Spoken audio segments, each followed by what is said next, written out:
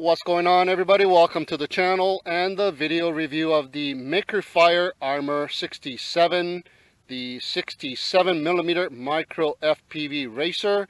I have the BNF version here with the DSM2 receiver. So let's go ahead and open up the box and check this baby out.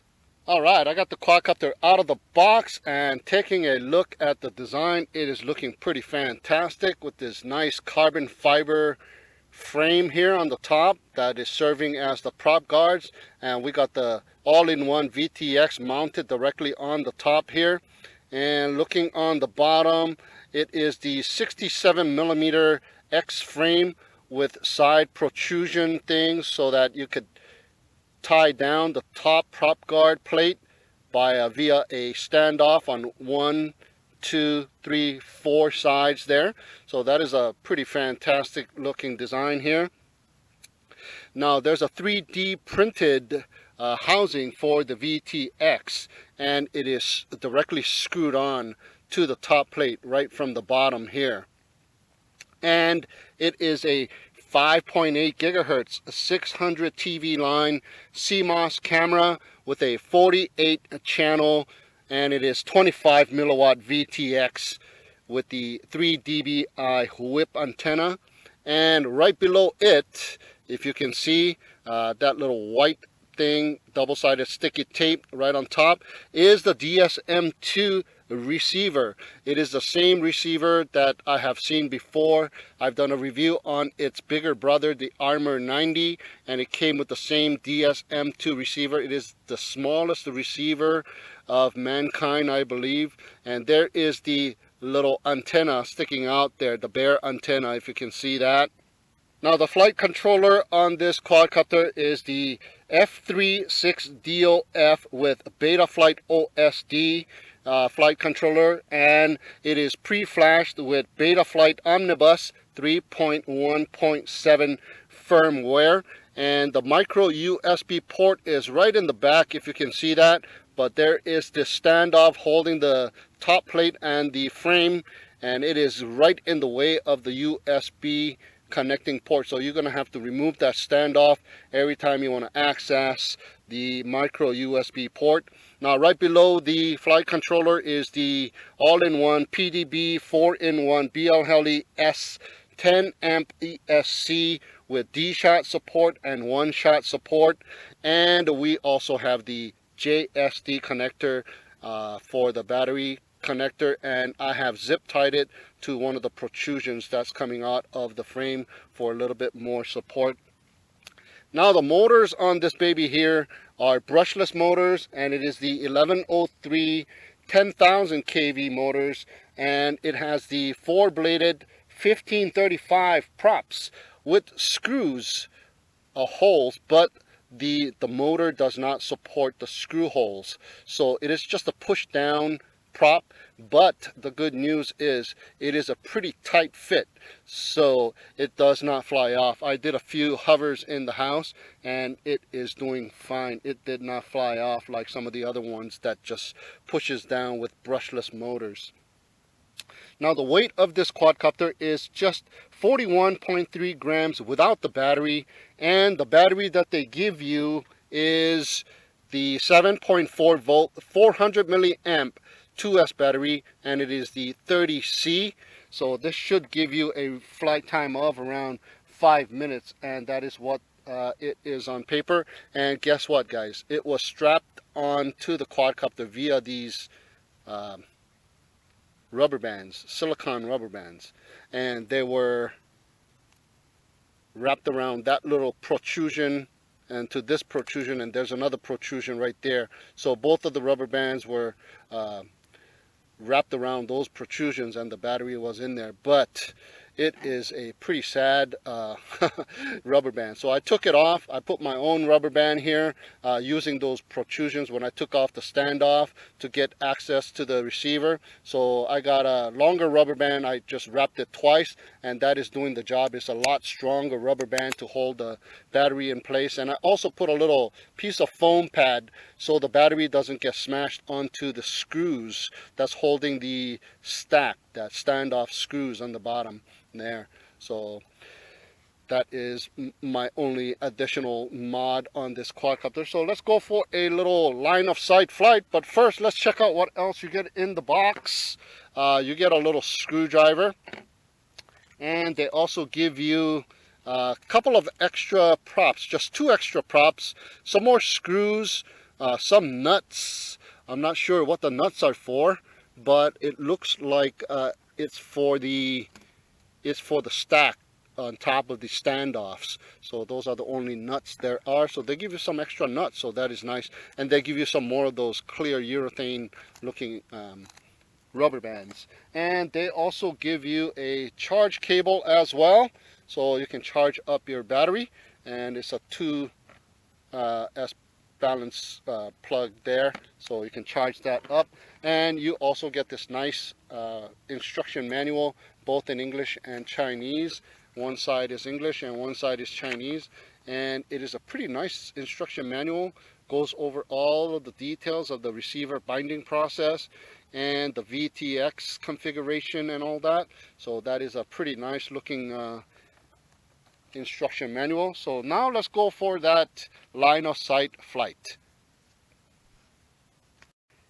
Alright guys, we are ready to go with the Armor 67, and what I got here is a 25C 2-cell battery. It is the Aurora RC 300 milliamp size battery. Some of my other 2-cell batteries just doesn't work with this quadcopter.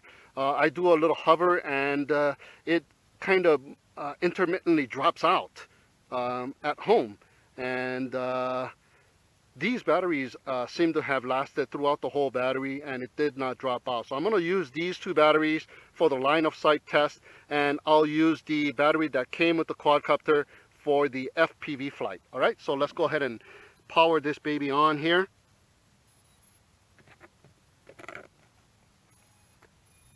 All right, I have the external orange RX module hooked up to the Tyrannus, so I can fly the DSM-2 receiver. There you go, the light turned on and we are bound and ready to go. So let's test this baby out in the field. Nice, beautiful day out today again. Very minimum amount of winds too. See what I mean? Oh, that's that intermittent drop.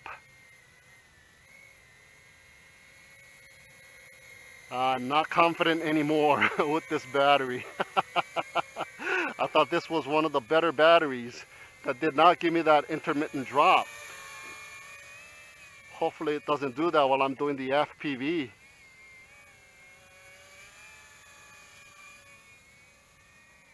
It's pretty fast actually, you know, for such a small little quadcopter. 67 millimeter, guys. Tiny hoop killer with the brushless motors. Okay, so far it's doing good. So let's do a little mini punch out here with the 2-cell battery. That was 100% punch out, guys.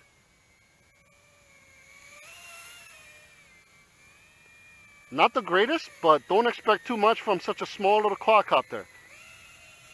There you go. I'm wondering if you can slap a 3S battery on this thing. It's got the 10 amp ESCs. But you know, those motors are very high kV motors, you know. So you don't want to push those motors out. Maybe it'll burn the motors out with the 3S battery. All right. I still got good flight time. And no dropouts yet. Pretty nice, huh? Woo-hoo-hoo! What was that?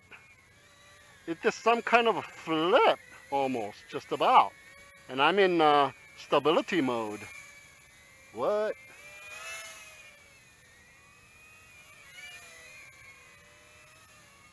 Yeah, this is going to be a nice little FPV flyer. Look at that. Flying with a constant pitch.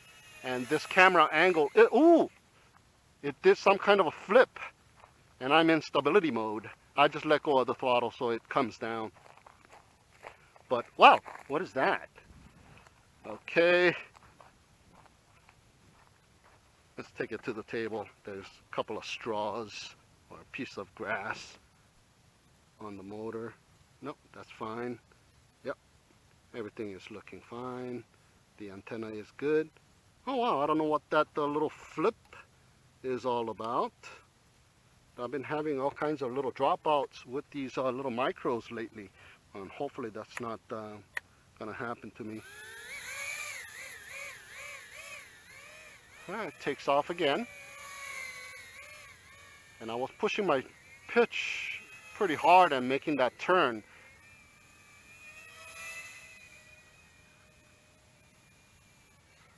There, it did it again. Yeah, it's a hummingbird. Yeah. What is that? Yeah, it's got a nice carbon fiber prop frame to protect it, so nothing got damaged on that one either. And I did land on the dirt there, so let's check out the motors.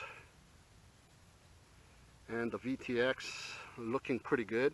Okay, so what I'm going to do is see if I can hover one more time, and then okay, let me put it on put it level here. There you go. Okay. Okay, it's still going. So I'm going to do some FPV. Oh, look at that. Look at that. Did you see that flip? Yeah. You know, perhaps the battery might be not sufficient, and it did something there. So let's go ahead and stick this other battery on there. Let me check the motors. Wow, the motors are actually very cool. They're not even slightly warm at all. So we can do some consecutive flights here. I think even the frame is hotter from the sun. So that is nice. Okay, so let's go ahead and stick this other battery on here just to test it out.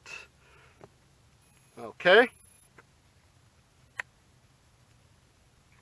Okay, it has not configured yet. There you go.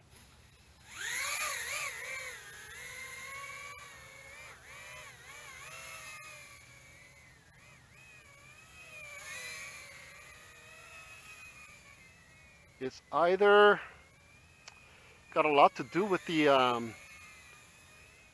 batteries, I think. Nowadays, with these micros coming out with these brushless motors that require a certain amount of C rating,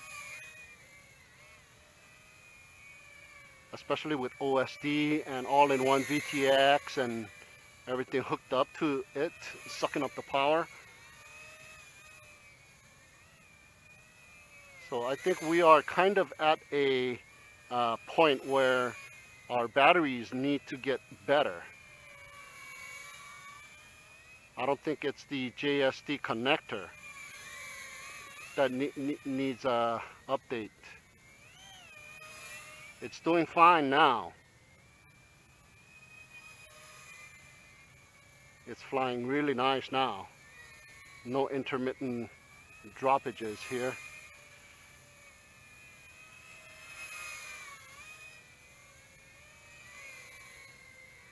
Okay, so let's go ahead and bring it in for a landing and do a little bit of FPV. All right.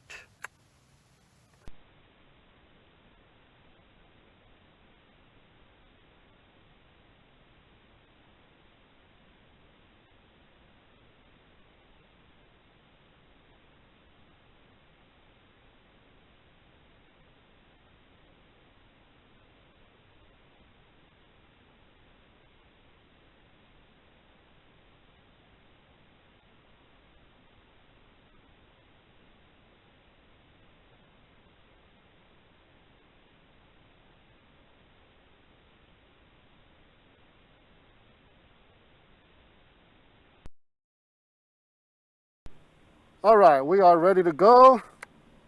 Arming the motors. Yeah, there's a little bit of jello, guys. And there's some kind of a little droppages too. So this one has some kind of a problem too with the little droppages. So I'm going to keep it relatively close. And this is going to be a good indoor flyer because of the armor, but it does have enough power for the outdoors. Oh man, it's a pretty nice flyer actually. Whoa, there was a little bit of a power droppage of some sort there. A little bit of intermittent droppage. So this one also has some kind of droppage, guys. I'm not sure if it's got something to do with my orange RX. I've been having these problems with the DSM-2, especially the Armor 90 did that.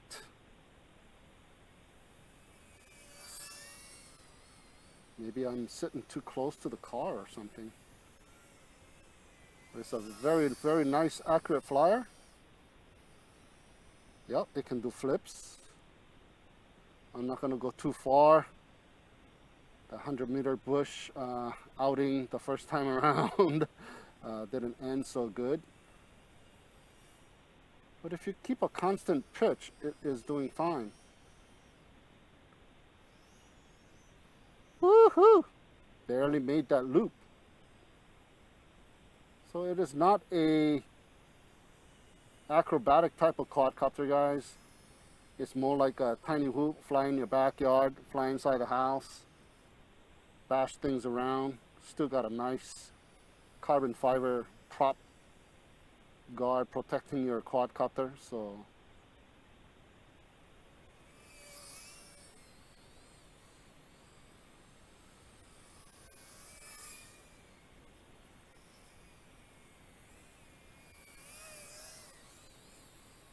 very accurate.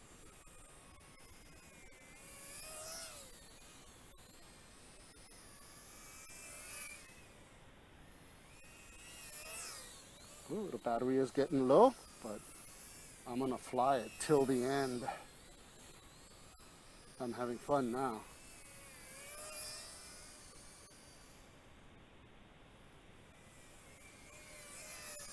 Nice. Yeah, it's a very highly maneuverable quad. Keep it close.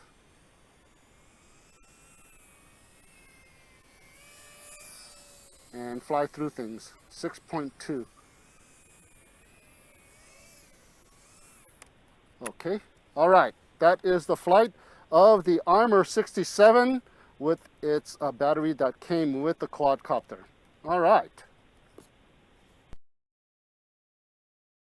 All right, we are ready to go one more time. I got a different battery on there now, and I've kind of fixed the props a little bit. Some of them were a little bit bent out, so hopefully that reduces some of the jello. 8.0. All right, so let's go and take off.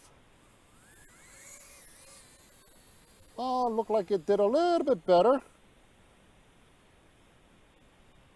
Yeah, I'm standing up now.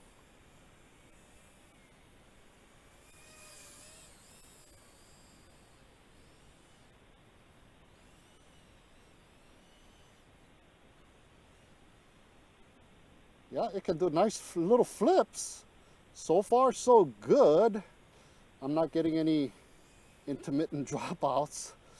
So fantastic. Oh, there's a little bit of a droppage right there. I saved it.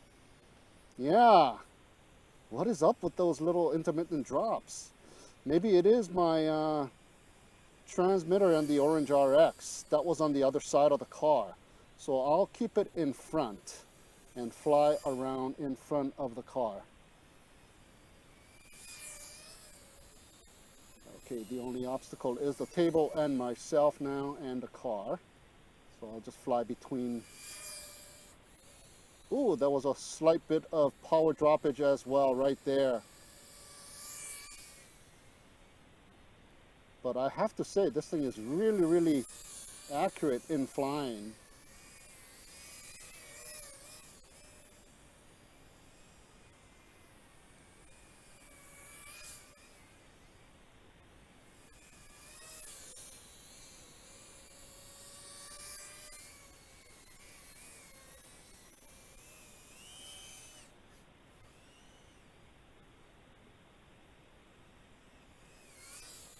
Pretty nice, huh?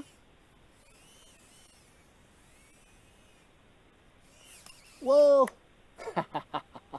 That did not work. All right, that is my final flight with the Armor 67. All right, guys, just got done flying the Makerfire Armor 67, and I have to say, this is a pretty nice quadcopter. It's got nice brushless motor power with a 2S battery, and it is a fantastic maneuverable quadcopter. It did flips and rolls as well, and it did fantastic little flips. I don't know about the rolls. It might not have enough power to do nice power loop type rolls, but flips are really, really nice to do. And the field of view is fantastic, and the camera angle, as you can see, is nice as well. And the video feed from this VTX is excellent.